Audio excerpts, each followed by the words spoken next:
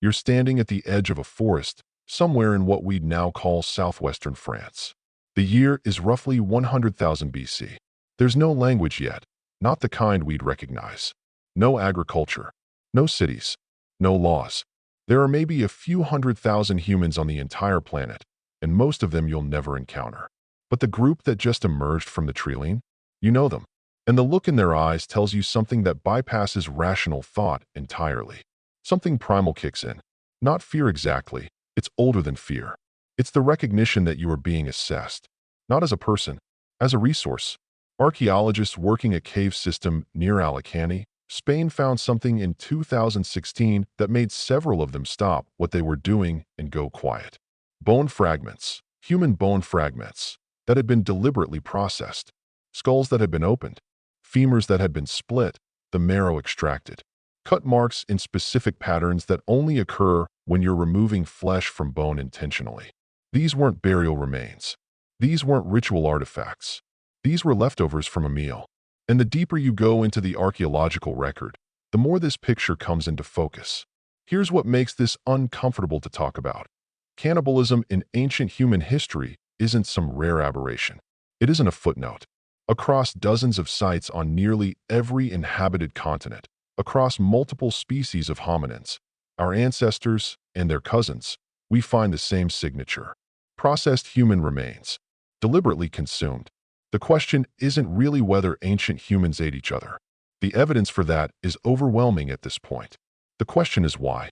And more unnerving still, what does the answer reveal about the behavioral architecture we've inherited? Because you're not as far removed from those cave dwellers as you'd like to believe. The same neurological machinery that ran their threat detection, their in-group loyalty, their willingness to dehumanize outsiders. It's all still in you. It's in everyone. What changed isn't the hardware. What changed is the social software running on top of it. This is what we're going to dig into today. The actual archaeological evidence for prehistoric cannibalism, the different forms it took, what researchers now believe motivated it, and the deeply unsettling psychological thread connecting those bone piles to modern human behavior. Not to shock you, but because understanding what we're actually capable of, what we've always been capable of, is the only honest starting point for understanding the species. Let's start with the bones themselves, because the physical record is where every serious conversation on this topic has to begin. The Atapuerca site in northern Spain is one of the most important archaeological locations on Earth. Paleontologists have been excavating it since the 1970s, and what they've found there rewrote timelines multiple times. One specific find, deep in a section called the Cima de los Huesos, the pit of bones, revealed hominin remains going back 430,000 years. And among those remains, clear evidence of defleshing. Cut marks on skulls and long bones consistent with deliberate removal of muscle tissue. This wasn't scavenging. The pattern of marks only appears when someone is methodically processing a body. A 2016 study published in the Journal of Human Evolution examined Neanderthal remains from Goyet Cave in Belgium, remains dating to around 40,000 years ago, and found that they'd been processed more thoroughly than the animal bones found at the same site. Skulls shaped into cups, marrow bones cracked with the same tools used on deer. The researchers noted that the human remains showed more intensive processing than the animal food remains, which suggests this wasn't some desperate, one-off survival decision. It was routine. Then there's the Goffs Cave site in Somerset, England. Around 14,700 years ago, a group of anatomically modern humans, people who looked essentially like us, were doing something remarkable inside those limestone chambers. They were turning human skulls into bowls. Carefully, deliberately. The skulls showed evidence of tongue removal, cheek defleshing, and then skilled reshaping of the cranium into a vessel shape.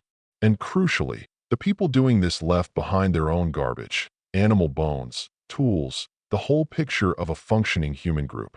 These weren't desperate survivors. This was a cultural practice.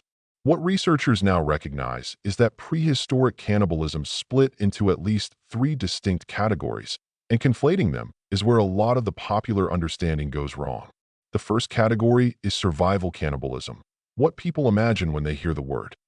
Resource scarcity, winter, starvation. And yes, this existed, but it was probably the least common form in the deep archaeological record. Survival episodes tend to be singular, disorganized. They don't leave the kind of systematic, repeated bone processing signatures that archaeologists keep finding. The second category is what researchers call nutritional or subsistence cannibalism. This is where it gets genuinely disturbing. There are sites, Fontbregua Cave in southeastern France being one of the most studied, where human and animal bones were found side by side, processed in identical ways. Same cuts, same methods of marrow extraction, same disposal. These weren't emergency meals. Human beings were being incorporated into a regular food system. A study by paleontologist Tim White, published in 1992, documented this cave in detail and concluded that the human remains showed no evidence of ritual treatment whatsoever. They were food, just food. The third category is ritualistic or funerary cannibalism, and this one is where human psychology starts doing something genuinely fascinating. Because across multiple cultures separated by geography and thousands of years, we see the same logic appear. Consuming the dead to absorb their essence, their strength, their identity. To keep them, in some sense, inside the group. The four people of Papua New Guinea practiced this form until the 20th century, when it was stopped largely because it was spreading a prion disease called Kuru, a neurodegenerative condition essentially identical to Creutzfeldt-Jakob disease. When researchers first encountered Kuru in the 1950s, they were baffled by its spread. It was only when anthropologist Shirley Lindenbaum and virologist D. Carlton Gajdusek mapped it against the kinship networks of the four that the transmission route became clear. The disease was spreading through funerary consumption, specifically through women and children who processed and consumed the brains of the deceased. When the practice stopped, Kuru eventually disappeared. What the for example reveals, and why it matters for understanding the deeper archaeological picture, is that cannibalism as ritual wasn't aberrant within its cultural context. It was an expression of love and continuity. It was how you honored someone. The horror we feel looking at it from outside is real, but it's also a product of our specific cultural moment, not some universal biological response. Which brings us to the psychological machinery underneath all of this. Here's a thread that doesn't get pulled often enough. The cognitive mechanism that made cannibalism possible in those prehistoric contexts is the same one that underlies virtually every atrocity in recorded history. It's called dehumanization, though that term undersells how specific and calculable the process actually is. Neuroscientist David Eagleman has written extensively about how the human brain categorizes in-group versus out-group members, and the findings are stark. When study participants were shown images of out-group members they strongly disliked, the regions of the brain associated with social cognition, the areas that activate when you're thinking about another person as a person, showed dramatically reduced activity. The medial prefrontal cortex, the area associated with attributing mental states to others, essentially goes quiet. You stop processing the other individual as a mind. You process them as an object. This isn't metaphorical. It's neurological. And it was almost certainly operating in our ancestors. What made ancient human groups susceptible to consuming outsiders wasn't some deficiency in their moral reasoning. It was that their moral reasoning, like ours, was fundamentally tribal in its architecture. The circle of people who counted as people was small. Everyone outside that circle existed in a different cognitive category. And once something has been placed outside the category of personhood, the prohibitions against consuming it don't apply. They can't apply. The emotional circuitry that generates those prohibitions is built around personhood, and you've already determined this entity doesn't qualify. This is why the transition from hunting rivals to eating them wasn't necessarily a moral leap for prehistoric groups. It may have required no moral reasoning at all. If you've already defined this other group as non-persons, as threats, as competitors, as prey, then the consumption is just practical, efficient even. Caloric density in a world where calories were survival. And here's the part that really warrants sitting with. The same mechanism that enabled this is what enables modern groups to do things to each other that would horrify them if done within the group. The psychology isn't exotic. The archaeology isn't alien. It's continuous with us. Now, let's be fair about what we don't know, because there's a version of this conversation that overstates the evidence, and that version isn't useful. Some researchers argue that a portion of what gets classified as cannibalistic processing in the archaeological record may represent something else. Secondary burial practices, for instance, where bones were defleshed not for consumption, but as part of a funerary rite. The Zoroastrian tradition of exposing the dead and cleaning the bones is one analog. Cut marks alone don't always settle the question. There's also legitimate debate about how widespread subsistence cannibalism actually was versus how much it dominates our interpretation, because it's what the dramatic sites, Goff's Cave, Goyet, Fontbregua, show us. Preservation bias is real in archaeology. The sites that survive are the sites that had caves. The practices that leave marks are the ones we can identify. What we don't find doesn't mean it didn't exist, but absence of evidence isn't nothing.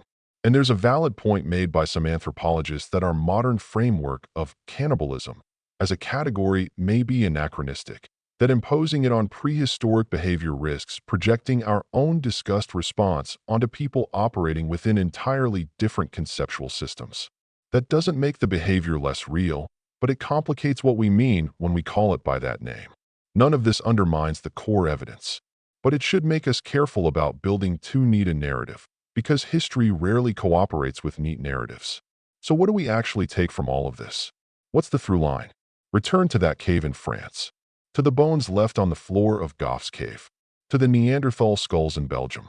These weren't monsters. They were us, or at least, they were our behavioral ancestors in a very direct sense. The same drive for in-group cohesion that made them circle the wagons around their own small group and treat outsiders as consumable is the drive that makes you root for your home team, feel vaguely competitive with people from another city, or unconsciously distrust faces that don't match the faces you grew up around. The difference between us and them as a pleasant sports rivalry and us and them as a justification for atrocity isn't a difference in the underlying psychology. It's a difference in institutional constraint, in shared norms, in the size of the circle of personhood that a given culture has drawn. What changed between prehistoric cannibalism and now isn't that we became better people. It's that we built systems, imperfect, fragile, constantly contested systems, that extended the category of personhood outward, that made it progressively harder to define large groups of humans as outside the circle, that created legal, social, and moral frameworks where consuming another person is unthinkable not just because it's disgusting, but because the cognitive pathway that would make it thinkable has been blocked by decades of socialization. Those systems can fail. They have failed. They will fail again unless they're actively maintained. The archaeological record isn't a story about who we were before we became civilized. It's a story about what the hardware is capable of when the software breaks down. Understanding that, really sitting with it rather than keeping it at comfortable arm's length, is what separates a naive optimism about human nature from an honest one. We're not good by default. We're capable of good, which is different. And we've built structures to cultivate that capability precisely because someone, somewhere, understood that left to its own devices, the hardware defaults to something older. If you've made it this far, you probably already knew the simple version of this topic wasn't going to satisfy you. The real picture, ancient humans systematically processing each other, ritualistic consumption as an expression of love, the same neurology that drove all of it still running in your skull right now. It's a lot to hold. But that's exactly why it's worth holding. Because history only becomes useful when you stop using it to feel superior to the past and start using it as a mirror. The before 1000 lens, looking at what came before the systems we take for granted, isn't about horror for its own sake. It's about understanding the actual conditions under which human behavior operates, so you can thin